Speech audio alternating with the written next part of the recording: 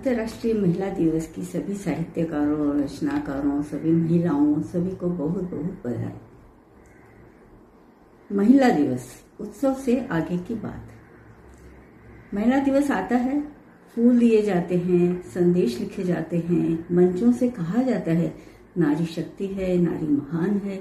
पर कभी कभी मन एक छोटा सा प्रश्न भी पूछता है, क्या नारी को सच में इन विशेषणों की जरूरत है, या उसे बस एक साधारण इंसान की तरह जीने का अधिकार चाहिए। नारी को देवी कहना बहुत आसान है, पर उसे एक मनुष्य की तरह मानना थोड़ा कठिन लगता है। जबकि स्त्री पुरुष दोनों समान है, भगवान की रचना है, दोनों को समान अधिकार है।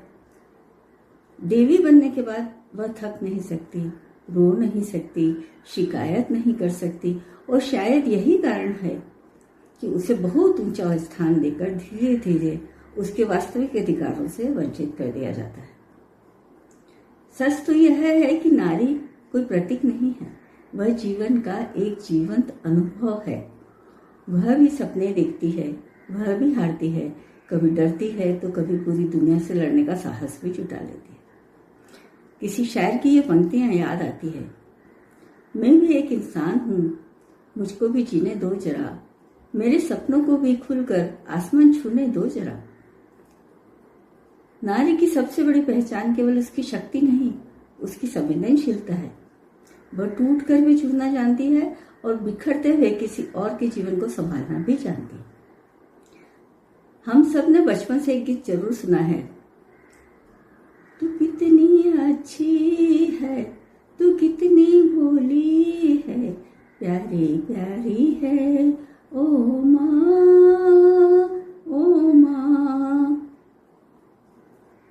पर सच तो यह है कि यह गीत केवल माँ के लिए नहीं है, हर उस स्त्री के लिए है जो अपने हिस्से की धूप छांव सहकर किसी और के जीवन में उजाला भरती है। आज की नारी बदल रही है, वह केवल सहने की परंपरा नहीं, समझने और बदलने की दिशा को चुन रही है। वह पूछ रही है, सम्मान केवल शब्दों से क्यों, वह जीवन के अवसरों में क्यों ना दिखाई दे।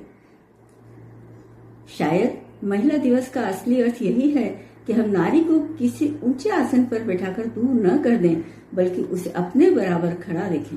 क्योंकि जब नारी को मंच नहीं, स्थान मिलता है तो समाज केवल आगे नहीं बढ़ता, बल्कि सच में बदलने लगता है। और जब नारी बदलती है तो पूरा पीढ़ियां बदलती है।